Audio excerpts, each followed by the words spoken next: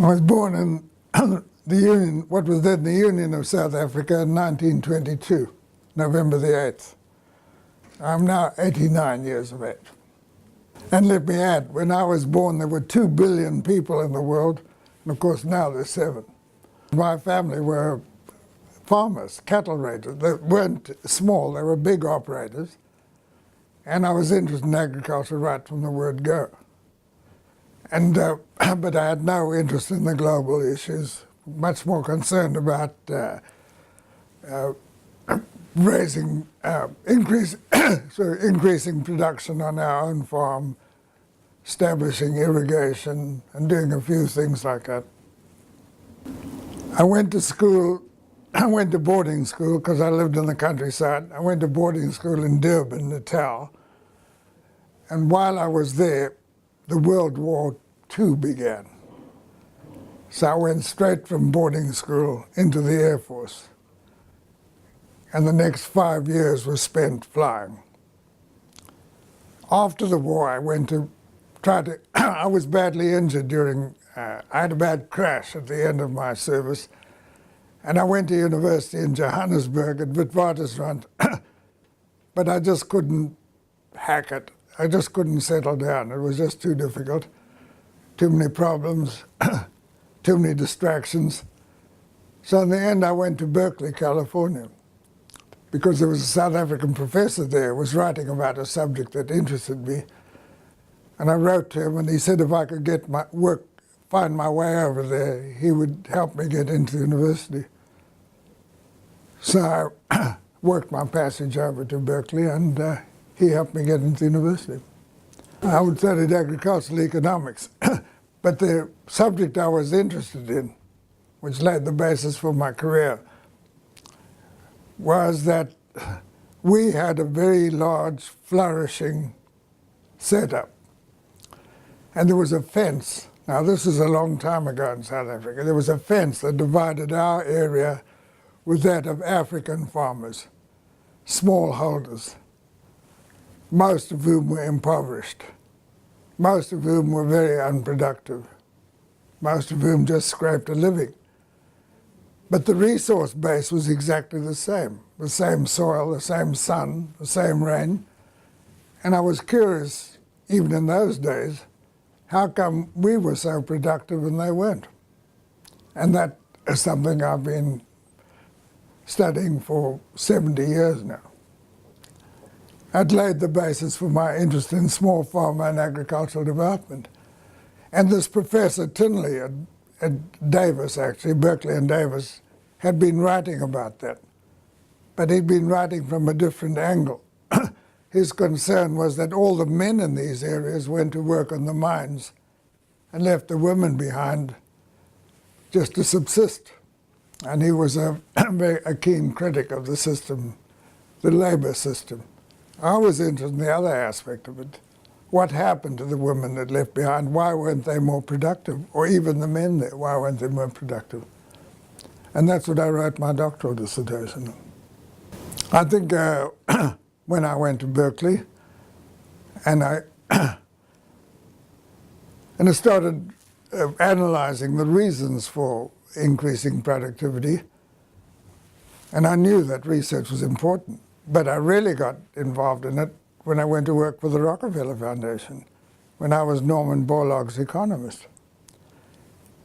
When I went to Berkeley, I was very interested in studying and taking a course under Professor Norman Buchanan, because there was a new textbook out by Buchanan and Ellis on economic development. It was one of the first textbooks written about economic development. You know, it had all the UN numbers and what the average per capita income, so all this stuff together. And it was exciting, because the first time people were beginning to see what the world looked like in numbers and what the problems of development were and so forth. And it was a great book for us. And it was Buchanan's course started out very popular. Unfortunately, Norman Buchanan, he's now dead, so I can say this, he was the world's worst lecturer. So very soon, students started drifting away. And it was rather embarrassing. In the end, I had a large lecture room with 4 or 5 of us. But I'd had 5 years in the Air Force, training and disciplined. I went to the lectures, and I got quite a lot out of them. But every time I left, I'd go to Professor Buchanan and apologize. Say, I'm leaving your course early tonight because I'm going to do this, that, other. He asked me my name, what I was studying, agricultural economics, and that was that. And when I left, I did well in his course. Later in my career, I was at FAO. I was offered a job when I was on my way back to South Africa. And one day there was a knock on my door, and there appeared Professor Buchanan, who said he'd been looking for me everywhere because he'd moved to the Rockefeller Foundation, and the Rockefeller Foundation was getting very much involved in agricultural research, and he wanted somebody to come and keep an eye on it and make sure that the approach was balanced and so forth. And I was the only agricultural economist he ever knew. And so he asked me to come and work for him in New York, which I did, of course. I was absolutely nonplussed. He asked me if there were any questions. So, of course, the obvious one was, what do you pay? I was earning $6,000 a year and living quite well in Rome. And I took a deep breath and said, $12,000. Oh, he said, no trouble whatsoever. So I immediately knew that I was far too little. That's how I went to Rockefeller, and that's how I really got involved in agricultural research. And then from there, when I went to the World Bank, McNamara asked me to help set up the CGIR, including the creation of this institution, which was championed by Sir John Crawford, who's really the stepfather of IFPRI. Yes, it was very exciting. And of course, the other person who had a great deal to do with it all was McNamara, because he was on the board of the Ford Foundation. And what happened was that the Ford Foundation was funding some of it. In fact, they took over the larger part of the funding. And one day, McNamara called me to say that David Bell, who was then the vice president of the Ford Foundation, was coming to see him, and he would like me to be there. And Bell came with Lowell Harden, another person who's been much involved in the CG system, to tell them that, to tell Bob that the CG bill was now $15 million, and the foundations couldn't afford to increase it, add on and on. And they wanted the World Bank to play a role and bring in all the other donors. And that's how it started. And McNamara, I was with Warren Baum, and McNamara said to us, well, get going. That's how the CG got going. It had no formal structure, really. Just a couple of research centers. It was basically originally to be a financing mechanism and a means for expanding, to be a group of pretty independent research centers. There was, of course, the Rice Center had been started, and the one in Mexico was going great guns. Be a group of independent research centers with a central financial operation. That's how I got very interested. I was very fortunate that I was able to move, and in my time, everything was expanding. There were opportunities galore. There was a great deal of optimism and a lot of opportunities, especially at the beginning if you were interested in international development. It was a wide open field. They didn't have people with much experience. So I have been a fellow at Harvard, a professor at Michigan, a director at the World Bank, and a fellow here and a fellow there, and I've written quite a few books.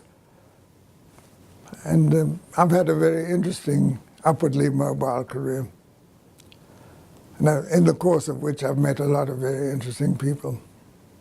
for me personally, one of the highlights of my career, I was in South Africa. I'd gone back to South Africa because my father wasn't well. When The Economist came out, still The Economist magazine, and the cover of the magazine had a piece on the cover saying, you know, the future of African agriculture. And then they quoted a book that I'd written, Africans on the Land. I wrote at Harvard, which is based on a study I did in what's now Zimbabwe about small farmers, how you could make them more productive.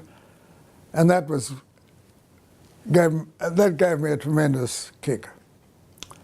You know, The Economist was, even in those days, something. And I always remember I took it to one of my relatives, who was a wealthy businessman, and said, "Look at that." And he said, "Well, how much money will that get you?"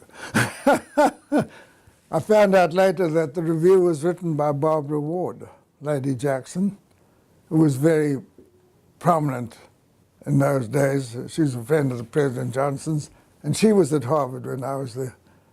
And we were kind of friends, and she was interested in what I was doing. But that, I think, was one of the more interesting moments of my career, personally, because it was something that I'd done I'd done it myself, it was my product, and so on and so on. Revisiting projects in Nigeria, for instance, area development projects where the bank had invested hundreds of millions of dollars, and then 15 years later there wasn't a thing to be seen. I mean, those kind of things were very depressing. It's quite simple in retrospect. The Nigerian government was keen to do something about agriculture. So, of course, the bank people went out and they did their studies and project preparation of it, and they came up with something called area development projects. Large areas are delineated, and in those areas, services were made available, roads were built, extension services were developed, research was started, seeds were made available, fertilizers and so forth. It was a full press kind of thing. But there was a management weakness. So the people who ran the projects had had some experience in India. So they brought over a cadre of Indians, very capable people, and they helped manage the project. And of course, when you visited the project, you could either be cheered or full of dread when you saw a row of tents, just like a military encampment where all the Indians lived. But they supervised everything, and it worked like a charm while they were there. These were big projects, but when the time came 5 or 10 years later, when the project ended, had to be turned over to Nigerian authorities, within 2 years everything just fell apart.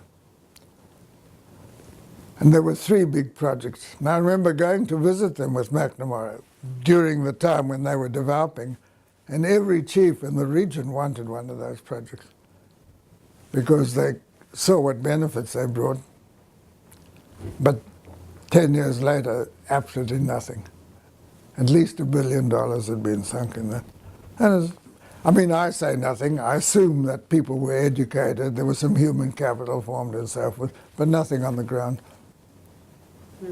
That's the kind of thing that's a bit disappointing. Well, the most exciting thing to me was, remember, when I went to the World Bank, it was just when the Green Revolution was starting, and we were very much involved in introducing the new varieties, taking them from Mexico and introducing them in India. The most exciting thing to me in my career was to see the development of the Punjab and so forth, and to feel that the institution I was associated with had played such a big role in that. Because in the 70s, early 70s, our whole concern was about India, and starvation in India, hunger in India, drought in India. And nobody could see a way out of it. But we knew that because of the new varieties, increasing yields were something that could be done, provided you invest in irrigation and so forth and so forth. And we helped the Indians do that. In fact, we pushed them to do that. Okay. And that was hugely exciting because it changed the picture, the food picture there within a year or two. Let me tell you that during the war, I flew 99 missions.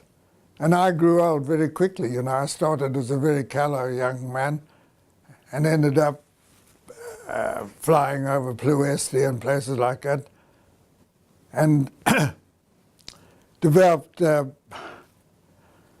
well, a kind of cynical attitude about it, just keeping my fingers crossed, hoping that I would survive.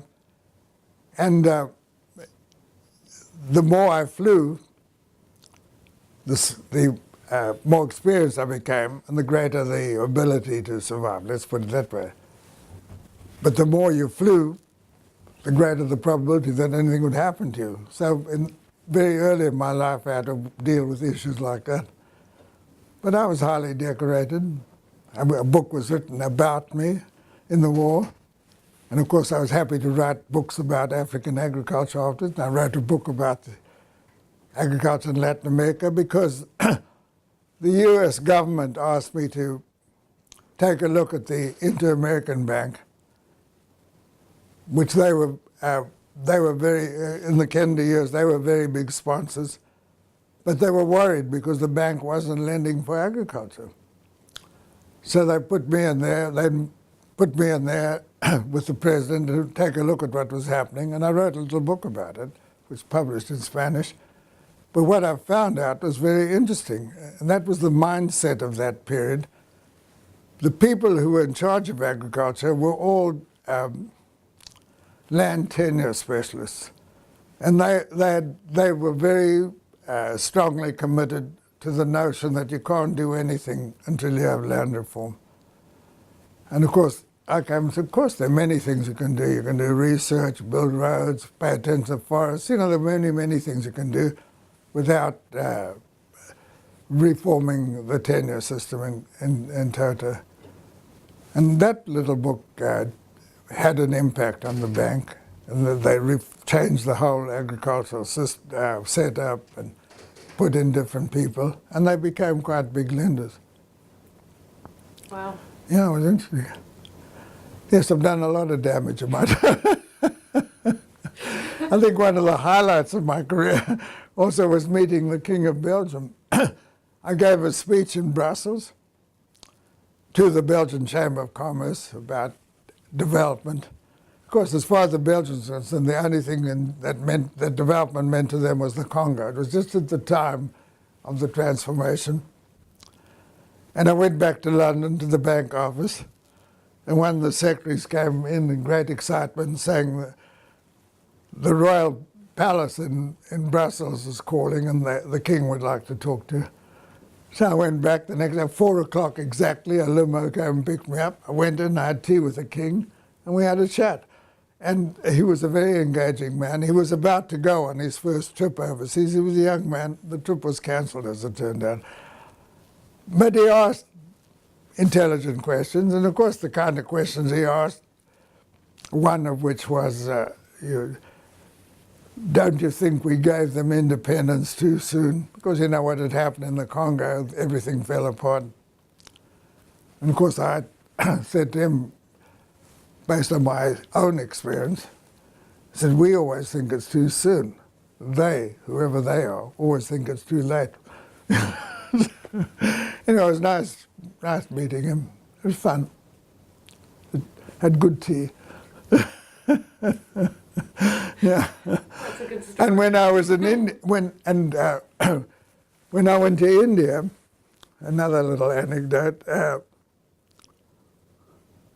Who was I with? I've forgotten who I was with then.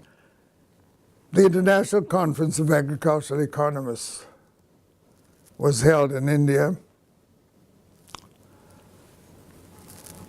And in Mysore, it's a very beautiful state. When there's a rap on the door, and in came an army officer, very smart, and he rapped. He said, does anybody play golf here? There was a long silence, and I said, yes, I do. He said, a car will come around at 9 o'clock tomorrow morning to pick you up. The Maharaja needs another partner. And I played golf with the Maharaja for 2 weeks. Every day. He was a very obese man, and he had to do this for health. He wasn't a glutton or anything, he just had an ailment. And of course, he turned out to be extremely charming. He was, his wife was in Purda, but he supported a foundation for Western music, and we became quite friendly. And when he came to New York to the UN once, he came to the Rockefeller Foundation and picked me up and took me out for lunch, because my standing went up at least 25%. This huge man around asking for me. Yeah, that was an interesting experience. You know, you got to play golf, you got to play cards, you got to do this and that. Of course, in the Air Force, I learned how to drink.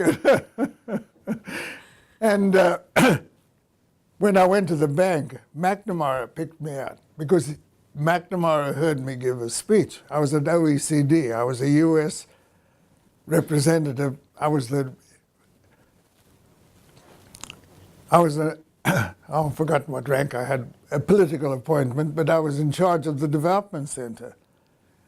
And operationally in charge, there was a French cabinet minister who was nominally the president, very nice man. But, the DAC, the Development Advisory Committee of the whole aid community, had a meeting. The heads of the aid agencies had a meeting in Lausanne, Switzerland, and they wanted somebody to give a paper on the state of development and so forth, and I was asked to do that. So I gave this paper about agricultural development, and I knew about the new varieties and everything. I was, you know, because of my work with Rockefeller and so forth. And so I gave a speech in which I advocated more attention be paid to agriculture, especially small-scale farming and so forth. And at the end, when the question time came, there was long silence. Everybody looked at everybody. All, you know, the head of FAO was there, head of the World Bank, the head of the IMF. Although the head of the IMF, he nipped out every now and then and used to come back a little rosier. You know, there were lots of bars there. But McNamara, they waited for, and McNamara took the lead. And he said to me, "Do you mean to tell me you believe in plot farming?" I said, "Certainly. I don't know if you, small-scale farming with the new varieties, you know, small-scale farmers will be able to move beyond subsistence, make a living, have a little cash, pay for the kids to go to school and so forth." He said, we don't believe in that in the World Bank. I said, "Well, you're absolutely wrong." I said, "You know, to have capital exports, to export tractors and so forth to economies where you have a surplus rural labor force who are totally underemployed, I think that's not a strategy that I would recommend." Well, he chatted. And then at the end of the meeting, he said, "I see you've got a manuscript. Do you mind if I read it? Could you lend it to me?" And I thought, for God's sake, he's not going to read this. You know, it was 35 pages or something. So I gave it to him. And the next morning, he sought me out. He said, "You know, I found that manuscript extremely interesting, but a warning bell should have gone up." He said, "But you've got a chart on page 7 which says the growth rate in yields in African agriculture has been 2.3%. And on page 22, you say it's been 2.4%, which is correct." Well, of course, the margin of error is plus or minus 100%. So very difficult for me to explain. But he was totally wedded to numbers. But the point is, after we finished, after he chatted with me about this, he said, "What are you going to do next?" I said, "Well, I think I'll go back to the University of Michigan. You know, I'd been." And he said, I'd like you to come and work for me at the World Bank." He said, I'm thinking of changing the strategy, and I would like you to come and help me develop it, because we've got to do something about the rural poor and rural poverty, And perhaps if we focus on small farmers and where there are many and something can be done about it, we'd be able to make a difference. So I went to the World Bank, and total outsider. And man, the hostility was just but